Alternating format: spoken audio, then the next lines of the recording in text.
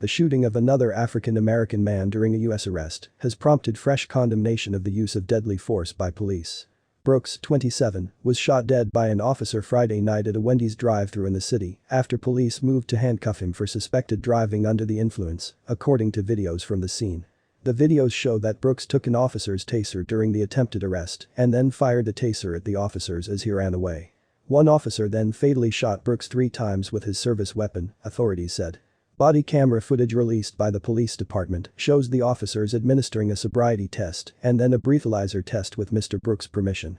The 2 officers then try to handcuff him, at which point their body cams fall off. In security camera video, they can be seen struggling with Mr. Brooks on the ground.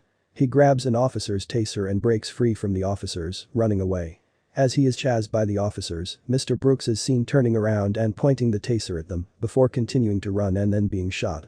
The officer who killed Brooks was terminated Saturday, and a second officer involved in the killing was placed on administrative duty.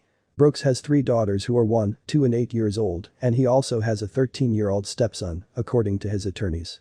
Earlier in the day, Brooks had spent time with his oldest daughter ahead of a planned birthday party on Saturday. Lawyers representing Mr. Brooks' family said the officer had no right to use deadly force, saying the taser which Mr. Brooks had grabbed was a non-lethal weapon. "You can't shoot somebody unless they are pointing a gun at you," Attorney Chris Stewart said. Also on Saturday, Mayor Keisha Lance Bottoms announced that Atlanta Police Chief Erica Shields had resigned. "While there may be debate as to whether this was an appropriate use of deadly force, I firmly believe that there is a clear distinction between what you can do and what you should do," Ms. Bottoms said.